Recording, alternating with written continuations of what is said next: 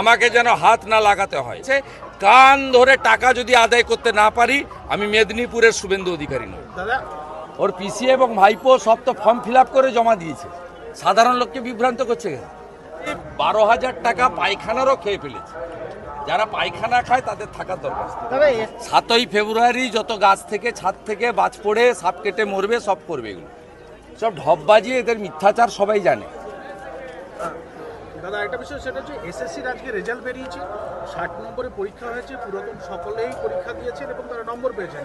এখন প্রশ্ন হলো, যারা চাকরি পেলেন না তারা তো একটা চাকরি করতেন, প্রাতিষ্ঠানিক দুর্নীতির জন্য তাদের চাকরি গেল, তাদের এখন কি অবস্থা? তাদের কি হবে ভৃত্য বসু বলতে পারবে। আর পশ্চিমবঙ্গের যিনি একটাই তো পোস্ট আর সব ল্যাম্প পোস্ট, তিনিই বলতে পারবে, আমি তো বলতে পারবো না। ময়নাতে লক্ষ্মীর ভান্ডার পাচ্ছে না, কি বলবেন? ময়নাতে লক্ষ্মীর ভান্ডার পাচ্ছে না অনেকেই। অভিযোগ করা হয়েছে গজিনা এবং বাগচা গ্রাম পঞ্চায়েতের। মঙ্গলবার ডেপুটেশন হবে, তারপরে কিরকম কান মুড়ে আদায় করতে হয় সেটা আমি দেখিয়ে দেবো।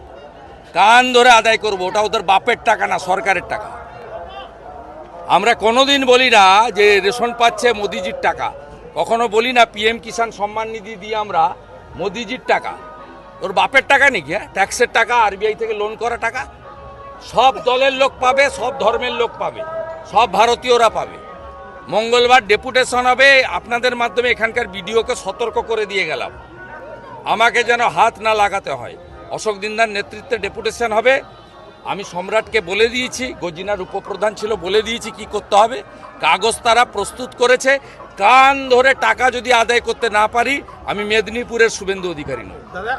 দাদা হুমায়ুন কবির নিজের দলের নাম ঘোষণা করবেন বলছেন 22শে ডিসেম্বর, এবং তিনি এই নিয়ে মিটিংও করছেন, কি বলবেন এটা? আমার বলার কিছু নেই। যদি সত্যিকারের তিনি করেন, তৃণমূল কংগ্রেসের ক্ষতি হবে। তৃণমূল কংগ্রেস মুর্শিদাবাদ জেলায় ছিল না।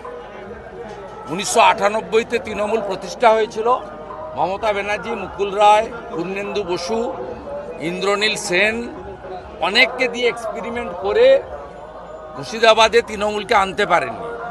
আমাকে 2005 থেকে ইন্দ্রনীলের সহযোগী করেছিলেন পর্যবেক্ষক হিসেবে, 16 থেকে পূর্ণ দায়িত্ব দিয়েছিলেন। আমি গোটা মুর্শিদাবাদ জেলায় তৃণমূলময় করে দিয়েছিলাম। মমতা ব্যানার্জির কোনো ক্রেডিট নেই। এবং হুমায়ুন কবিররা চলে গেলে ওখানে 22টা আসনেই কংগ্রেস সিপিএম জোট আর বিজেপি জিতবে। মালদাতে যে অবস্থা হয়েছে, তৃণমূল শেষ হয়ে গেছে। 6টাতে জোটের লিড, 6টাতে বিজেপির লিড। আগামী দিনে মুর্শিদাবাদেও তাই হবে। এই পার্টিটা থাকবে না, এটা থাকতে পারে না। সর্বস্তরের দুর্নীতি, 12,000 টাকা পায়খানারও খেয়ে ফেলেছে। যারা পায়খানা খায় তাদের থাকার দরকার।